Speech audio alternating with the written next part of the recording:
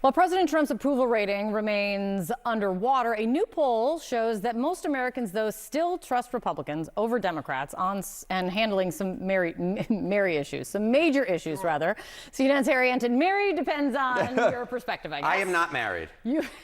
I said Mary as in happy. Anyway, let's talk about this. What are you seeing? Yeah, what are we seeing? You know, Donald Trump being underwater, Democrats saying, oh, this guarantees us we're going to fly high in the midterms. Let me tell you, this guarantees you nothing, because at this particular point, the Democrats are the New Orleans Saints of political parties. What are we talking about? Trust the Dems or GOP more on the economy? Who leads on the economy? Republicans by 7. Immigration, Republicans by 13. How about crime, a big issue for Donald Trump and the Republicans? Look at that, lead by 22 points. So the bottom line is this: at this particular point, the ball may be on the ground, but the Democrats have not picked up the ball and running with it. If anything, at this particular point, it's the Republicans who are running with the ball on the top issues: the economy, immigration, and crime.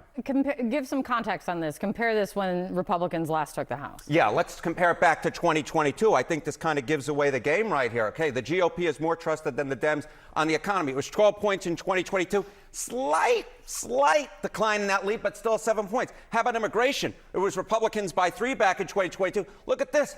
The Republican lead's actually gone up by 10 points. What are you doing, Democrats? My goodness gracious. And on crime, the Republicans were up by 13, and now they're up by 22. The lead, again, expanding by nearly double digits. So whatever Democrats are doing, it ain't working, Kate. It ain't working. Republicans have the lead on all 3 issues. What's the reason that you are finding so far that's driving this? Yeah, I mean, look, it's all about the center of the electorate, right? You win with independents, you win overall. And what do we see right here among independents? Republicans still have a point lead on the economy. They got a 10-point lead on immigration. They got a 21-point lead on crime.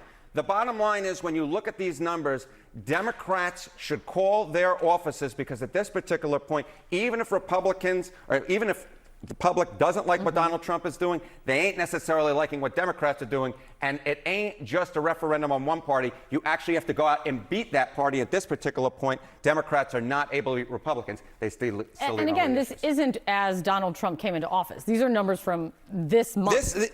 These are numbers from September of 2025, we still find that the Republicans leading on all 3 of these issues. And of course, this economy will be the key. If Democrats are going to win, they're going to have to likely win on the economy. At this particular point among independents, you see that 1-point lead for Republicans. And overall, at least according to the Washington Post, they hold a 7-point lead on the economy overall as well. Thank you, Harry. Thank you.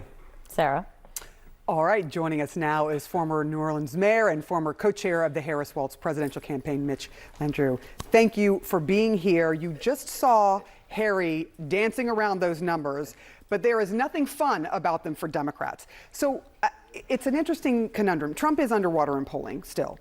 Republicans, though, largely pass what Trump demands, and still Americans are saying on 3 really big issues that they trust Republicans to take care of it over Democrats. So what is the issue here? What do Democrats need to do? Well, first of all, welcome back. It's great to see you again. And Harry set me up. You heard that allusion to the New Orleans Saints. He didn't have to do that because he knew I was here. It was unfair. In any event, I've been working on something called the Working Class Project, and our team has traveled. We've had 61 meetings in 21 states, and we're talking to working class folks, people that are making less than $90,000 a year. These are the folks who actually win or lose elections for people. And the fact of the matter is, they don't really trust anybody. They don't trust Washington. They don't think Washington's getting anything done. Nobody really is in a positive zone. Those numbers are who's better than who's, but if you look at the overall numbers, as Harry said, there's a jump ball. And the number one thing that working class people think about is the economy, because they feel like there's been a covenant that has been broken with them, with the government of America, whether they're Republicans or Democrats. And essentially, the American dream, the promise is, if you go to work and you work hard, you're going to get paid well, you're going to be able to put a roof over your head, you're going to be able to pay your rent, you're going to be able to take care of your kids.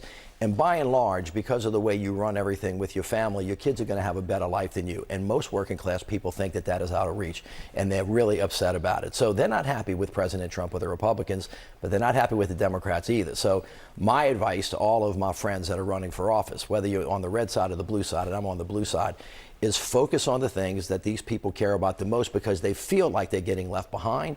They feel like nobody cares about them, and right now they are underwater in terms of making ends meet, and they're not happy about it. And so that +1 number on the economy is actually a number that is attainable for us. The other two are more difficult. You got to focus on those things. You can be tough and smart on crime. You can believe that immigration is really an important issue, but you don't have to put people in a black hole without due process. There is absolutely a way, because as Harry said, it is a jump ball, but you have to pick it up and you have to put the ball in the hoop. I do want to ask you about some of the things that we've been hearing from Donald Trump. He said in his speech at the Charlie Kirk Memorial that he hates his opponents and does not want the best for them.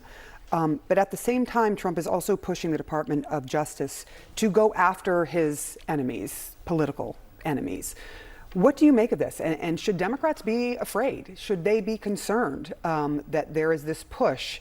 Outspoken, it's not in the shadows, he's saying it, and he wants Pam Bondi to do something about it. Well, first of all, the assassination of Charlie Kirk was awful and unacceptable under any terms. There should be no political violence in the United States of America for anyone at any time for the things that they believe in. And of course, that memorial service was an opportunity for the country to start healing and coming back together. And there was a lot of prayer, there was a lot of thought about that. And actually, Charlie Kirk's wife basically said, listen, we really have got to move into a new space. Unfortunately. And she said she forgave his killer. That is very consistent with the theory of the way we ought to be treating each other, as hard as that is. But President should bring the country together. He should not be speaking in the terms that he speaks of, and everybody in America should be concerned about that, whether you're a Republican, an Independent, or a Democrat. That is really not about party. That is about who we are as Americans and whether or not we think that we can peacefully coexist in a country with 330 million people of different races, creeds, colors. It is also completely unacceptable for the President of the United States to use his power to hurt his political enemies. That is antithetical to what America is about. So the President should really tone it down. He should take this opportunity to bring the country together, because that's what works for everybody. Unless you have that space, we really even can't have a reasonable debate about the price of housing or the price of cars or the price of energy. That's the thing that people care the most about. And I think every American has reason to be very concerned about the President's decision to say he hates his enemies and he wants to hurt them.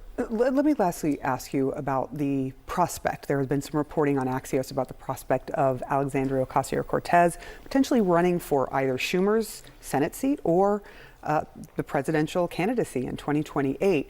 When you look at her and that possibility, what do you think of her as a potential candidate for these two? Well, first of all, positions? she like Charlie Kirk, both of them have a charism that attracts tons of different people. Yeah. In 2028, you're going to see a plethora of candidates that span the entire spectrum. So I say have at it.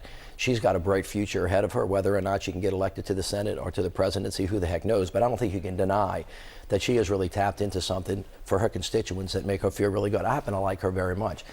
What I would say to whoever's running, especially on the Democratic side, and you can see this with Abigail Spansberger in Virginia and Mikey Sherrill in New Jersey, you can actually see it in New York.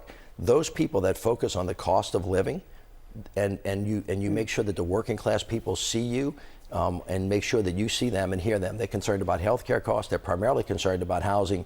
They're concerned about prices as well. So when you go to them and talk about democracy, which is a really important issue, what they say to me is, hey, Mitch, while you're saving democracy, can you save me a couple of pennies so that I can support my family and put a roof over my head? Because if I can't do that, I can't breathe, and I actually don't have time to think about it, especially working class moms who are working 2 or 3 jobs, have to go home and take care of their father. They got to take care of their grandparents. They got their kids.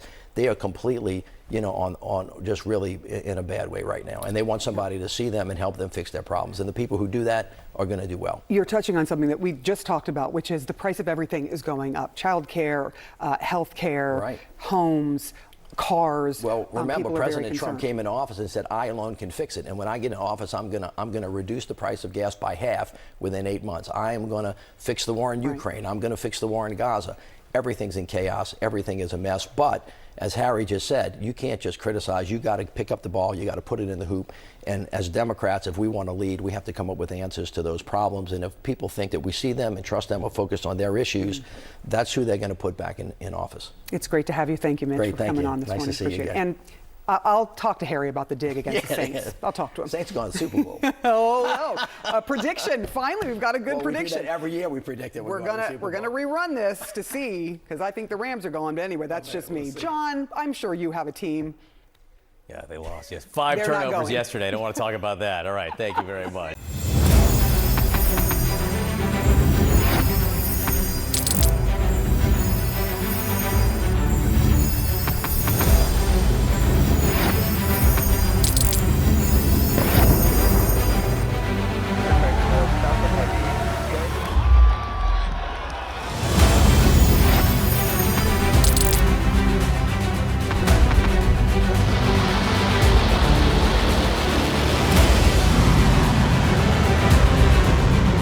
fighting so long and so hard that they don't know what the f they're doing.